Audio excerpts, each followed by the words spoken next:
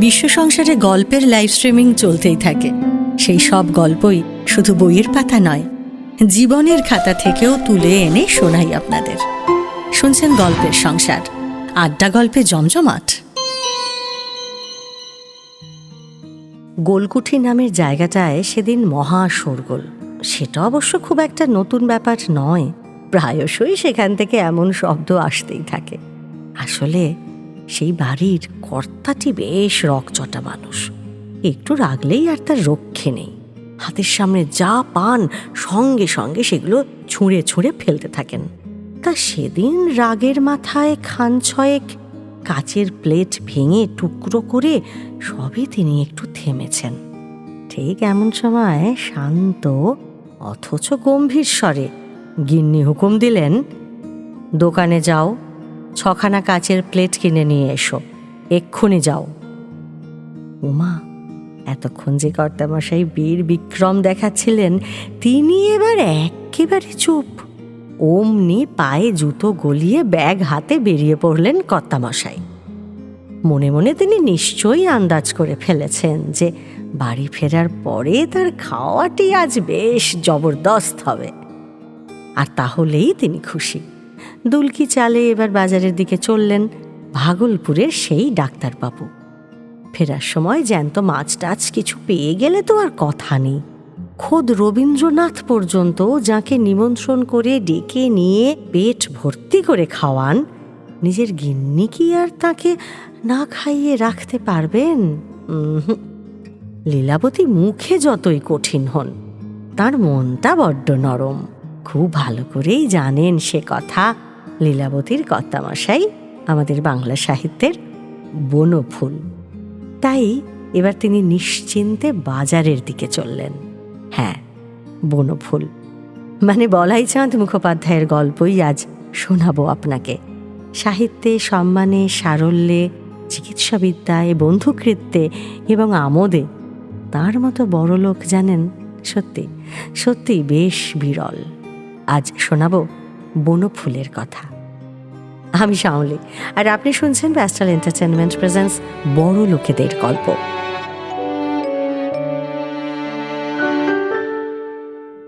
যে গোলকুঠির কথা দিয়ে শুরু করলাম, ভাগলপুর শহরের এখনকার ব্যাংক কলোনির এই বাড়িটা বনফুলের স্মৃতি বিজড়িত।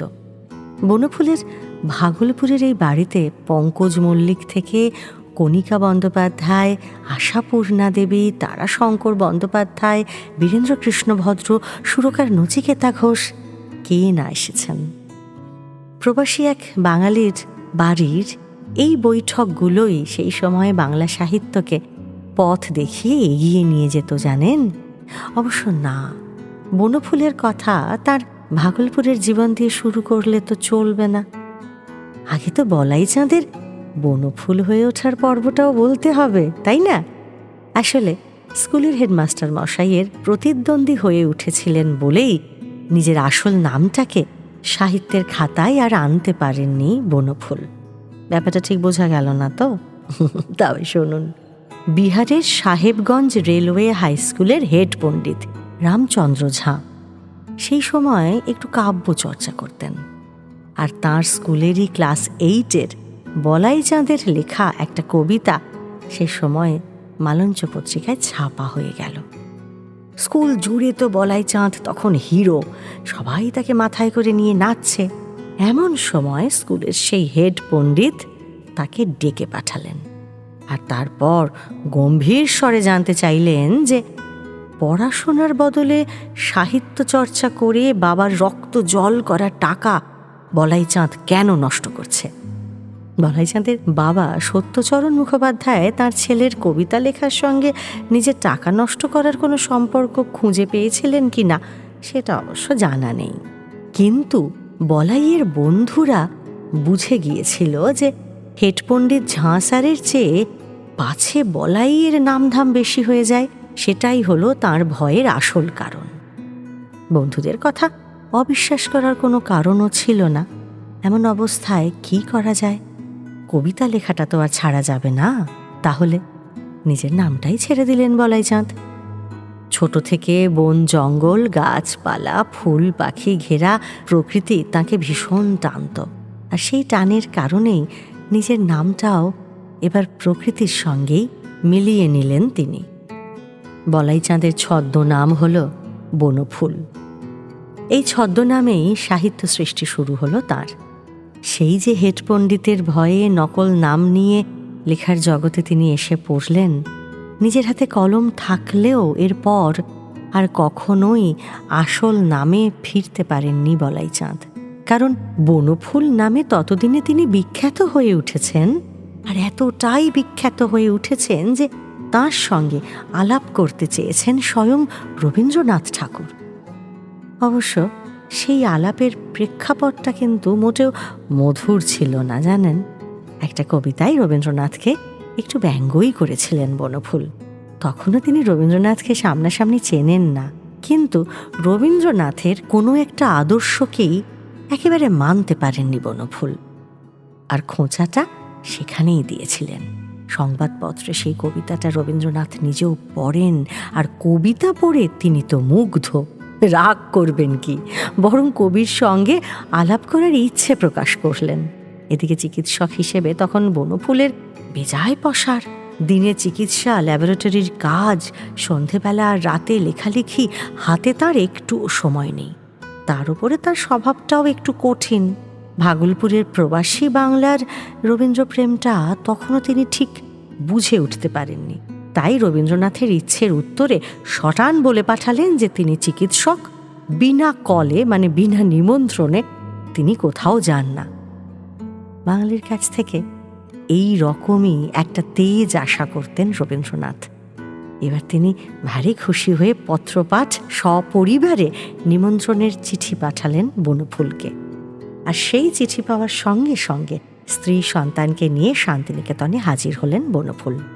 রবীন্দ্রনাথের সঙ্গে তার সেই প্রথমবার দেখা, আর ওই প্রথম দেখাতেই এতটা মোহিত হলেন বনফুল যে কবির একান্ত অনিচ্ছা সত্ত্বেও কবির কাছ থেকে একরকম জোর করেই তার ব্যবহার করা একটা জামা নিয়ে তবে ফিরেছিলেন। শান্তিনিকেতনে অতিথি আপ্যায়নেও কোনো ফাঁক রাখেননি রবীন্দ্রনাথ। শুধু বনফুলের ছোট্ট ছেলেটির তেষ্টা পাওয়ায় সে একটু জল চেয়েছিল। সেই শিশুকে জল চেয়ে খেতে হয়েছিল বলে যে পরিমাণ লজ্জা পেয়েছিলেন রবীন্দ্রনাথ, কবির সেই রূপ বনফুল আজীবন ভুলতে পারেননি। আর তারপর থেকেই রবীন্দ্রনাথের সঙ্গে তার সম্পর্কটা আর গুণগ্রাহী বা অনুরাগীর পর্যায়ে রইল না। এই দুই নক্ষত্র একেবারে পরস্পরের আশ্রয় হয়ে উঠলেন। এই অসমবয়সী তরুণ সাহিত্যিকের কাছে নিজের ভুল ত্রুটি ব্যর্থতার কথা বলতেও কখনো দ্বিধা করেননি রবীন্দ্রনাথ। আবার তাঁকে নিয়ে রসিকতা করতেও ছাড়েননি তিনি। সেবার এক সাহিত্য সভায় গেছেন রবীন্দ্রনাথ, বনফুলও আছেন। বনফুলের বক্তৃতার পরে সকলেই তার প্রশংসা করছেন। এবার রবীন্দ্রনাথ হাসতে হাসতে বলে উঠলেন, বলাই তো ভালো বলবেই, তার আর নতুন কথা কি, ওর তো বলাই নাম। খাদ্যরসিক বনফুলকে খাওয়াতেও কোনো ত্রুটি রাখেননি রবীন্দ্রনাথ। শান্তিনিকেতনে ডেকে নিয়ে গিয়ে খাওয়াতেন তাকে, কিন্তু রবীন্দ্রনাথ তাকে নিমন্ত্রণ করে খাওয়ালেও বনফুলের খাওয়া নিয়ে তার স্ত্রী লীলাবতীর সঙ্গে দাম্পত্য কলহ লেগেই থাকত। এর কারণও ছিল, তিনি নিজে পেশায় ডাক্তার হয়েও নিজের ডায়াবেটিস রোগটাকে সমঝে চলতেন না। না, বনফুল জীবনে কখনো কাউকে সমঝে চলেননি, এমনকি তার রোগকেও নয়। নিজেই ইনসুলিন নিতেন, আর তারপর মিষ্টি ভাজা ভুজি সহ সমস্ত নিষিদ্ধ খাবার খেয়ে ফেলতেন অনায়াসে। আর তারপর লিখতে বসতেন। সারাদিন সময় পেতেন না বলে সন্ধ্যের মধ্যে খেয়ে শুয়ে পড়তেন। আর তারপর রাতে অ্যালার্ম বাজিয়ে সেই যে উঠতেন, ভোর পর্যন্ত তার লেখা চলত। 33 বছর বয়সে সাহিত্য চর্চাটা মন দিয়ে শুরু করেন বনফুল। আর তার 7 বছরের মধ্যেই গোটা বাংলা জুড়ে হু হু করে তার নাম ছড়িয়ে পড়ে। একের পর এক বই প্রকাশ, সাহিত্য সভা, পত্রিকায় লেখা, সাহিত্য সম্পাদনা, আলোচনা সভা, অসংখ্য চিঠির উত্তর, নিজের বাড়িতে সাহিত্যের আড্ডা, সমস্ত কিছু মিলিয়ে ভাগলপুরের প্রবাসে থেকেও বাংলা সাহিত্যের জগতে জোয়ার নিয়ে এলেন বনফুল। বাংলা ছোট গল্পের যে অমন মারাত্মক জনপ্রিয়তা হতে পারে তা রবীন্দ্রনাথের পরে বনফুল ছাড়া আর কেউ দেখাতেই পারেননি। কবিতা, উপন্যাস, নাটক যেখানে হাত দিয়েছেন বনফুল সেখানেই সোনা ফলিয়েছেন তিনি। তার শ্রী মধুসূদন নাটক পড়ে বাংলার মঞ্চ জগতের এক নক্ষত্র এতটা মোহিত হয়েছিলেন যে ট্রেন ধরে সোজা ভাগলপুরে গিয়ে লেখককে বলে আসেন যে এই নাটকে তিনি অভিনয় করবেন। জানেন সেই মানুষটিকে? তিনি নাট্যাচার্য শিশির কুমার ভাদুড়ী। অবশ্য শিশির ভাদুড়ীর সেই শখ পূর্ণ হয়নি ঠিকই, তবে উত্তম কুমার কিন্তু তার আশা মিটিয়ে নিয়েছিলেন। বনফুলের কোনো একটা গল্পে তার অভিনয় করার ইচ্ছে ছিল বহুকাল ধরে। অগ্নিশ্বর ছবি করার সময় তার সেই আশা পূর্ণ হয়েছিল। বলাইচাঁদ মুখোপাধ্যায়ের 20 বছরের ছোট ভাই অরবিন্দ মুখোপাধ্যায় তখন বাংলা সিনেমার নামী পরিচালক। দাদার গল্প নিয়েই তিনি বানালেন অগ্নিশ্বর, আর নায়ক হলেন উত্তম কুমার। প্রিমিয়ারে বনফুল আসতে পারেননি, কিংবা হয়তো ইচ্ছে করেই আসেননি, তাই তার জন্য একটা স্পেশাল স্ক্রিনিংয়ের ব্যবস্থা করা হয়েছিল। প্রযোজক, পরিচালক, উত্তম কুমার সহ অনেকেই উপস্থিত ছিলেন সেই শোতে। আর বনফুলের মর্জি মাফিক বেশ ভালো ভালো খাবারেরও আয়োজন করা হয়েছিল। বনফুল তো ছবি দেখলেন, খেলেন, গল্প করলেন, কিন্তু উত্তম কুমারের অভিনয় নিয়ে কিচ্ছুটি বললেন না। এদিকে উত্তম কুমারের তো বুক ঢিপ ঢিপ করতে শুরু করেছে।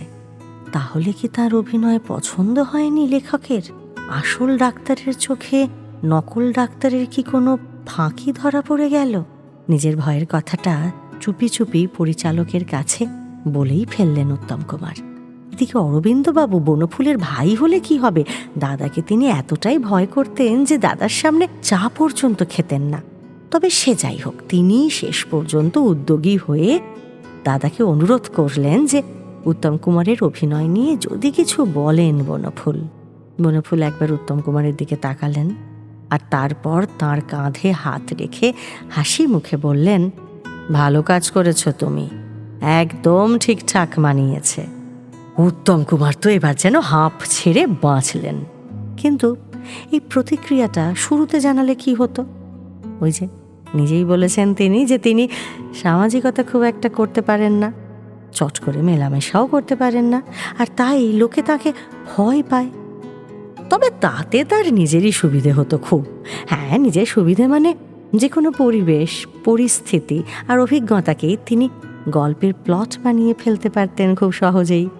আশেপাশের মানুষের চেয়ে নিজের অভিজ্ঞতা আর অতীত বর্তমান সময়ের সঙ্গে, মানে পাস্ট কন্টিনিউয়াস টেন্সেই মনে মনে কথা বলতেন বনফুল। জ্ঞান হওয়ার পর থেকে এমন একটা সময়ও তিনি খুঁজে পাননি যে সময়ের অভিজ্ঞতার কথা তার কোনো গল্পে নেই। ডাক্তারি ছাত্রের হস্টেলের জীবনে যে ঘরে সহপাঠী বসে মৃত মানুষের ফুসফুস কাটছে, তার পাশেই রাতের খাবারের জন্য মুরগির মাংস রাঁধতে পারেন যিনি, জীবনের যে কোনো পরিস্থিতি তার কাছে অত্যন্ত অনায়াস হবে, এটাই তো স্বাভাবিক। আর সেই সমস্ত পরিস্থিতি নিয়েই একের পর এক তৈরি হয়েছে জঙ্গম, ডানা, বৈতরণীর তীরে, অগ্নিশ্বর, ভুবন সোম, আরও কত কত মুক্ত। প্রতিটি ঘটনার সঙ্গে কোনো না কোনোভাবে তিনি নিজে জড়িয়ে রয়েছেন। তার এক বন্ধুস্থানীয় ব্রিটিশ পুলিশ অফিসার এক অদ্ভুত দৃশ্য দেখিয়েছিল তাকে। এক দেশীয় মহারাজের কাছে পাঠাবে বলে প্যাকিং বাক্সে ভরে এক অজ্ঞান মহিলাকে পাচার করা হচ্ছে। সেই দৃশ্যটা তার চোখে বহুদিন জেগেছিল। আর তারপর সেই ঘটনা তার কলমে নেমে এলো জঙ্গম উপন্যাসে। জাস্ট সাক্ষীর মতো জীবনের যে অগন্তি দৃশ্য দেখে গেছেন তিনি, নিজের ঘরে একলা বসে বসে সেই সমস্ত দৃশ্যগুলোর সঙ্গেও একান্তে কথা বলতেন বনফুল। আর তাই তার আর বাইরে বিশেষ করে কারো সঙ্গে অকারণ আড্ডা দেওয়া হয়ে ওঠেনি। শুধু নিজের বুকে কথা আর কণ্ঠে গান জমে উঠলে তাকে শান্তিনিকেতনে ডেকে পাঠিয়েছেন রবীন্দ্রনাথ। রাতে খাওয়া দাওয়ার পরে শুতে পাঠিয়েও ফের বিছানা থেকে ডাকিয়ে এনেছেন তাকে, আর তারপরে একান্তে জিজ্ঞাসা করেছেন, আমার গান শুনবে? আর তারপর নিজের মনেই রবি ঠাকুর গিয়েছেন, সার্থক জনম আমার জন্মেছি এই দেশে। মুগ্ধ শ্রোতা হয়ে রবীন্দ্রনাথের নিজের কণ্ঠে গাওয়া গান শুনেছেন বনফুল। গান শেষ হতে রাতের নিঃশব্দতার মধ্যে দুজনে কিছুক্ষণ চুপ করে বসে থেকেছেন। আর তারপর বনফুল ধীরে ধীরে বলেছেন, এতদিন আপনাকে দূর থেকে পেয়েছিলুম, আজ খুব কাছে পেলুম। এ সম্পর্কের যে কি নাম তা কেউ জানে না, তবে এই আশ্চর্য রাতগুলোই যে আজকের কংক্রিটের জীবনেও সেই প্রাচীন বনফুলকে এতটা জীবন্ত করে রেখেছে তা বলাই বাহুল্য। আজ এই পর্যন্তই। তবে যেতে যেতে আরেকটা কথা শেয়ার করি, জানেন, এই বড়লোকেদের গল্প বলতে শুরু করে তাদের নিয়ে পড়াশুনো করার সময় বা লেখার সময় আমরা যে কতবার ভাগ্যিস শব্দটা উচ্চারণ করি তার হিসেব পাওয়া মুশকিল, বুঝলেন? আপনিও কল্পনা করতে পারছেন নিশ্চয়ই। সত্যি ভাগ্যিস এমন সব নক্ষত্ররা হেঁটে গেছেন আমাদের আগে, তাই তো আজও আমরা দিশা পাই। আর চলি, আবারও ফিরবো এমনই কোনো বড় লোকের গল্প নিয়ে আগামী সপ্তাহে। সঙ্গে থাকুন আর শুনতে থাকুন গল্পের সংসার, আড্ডা গল্পে জমজমাট। আমাদের এই চ্যানেলটি শেয়ার ও সাবস্ক্রাইব করুন। বেল আইকন প্রেস করতে ভুলবেন না কিন্তু।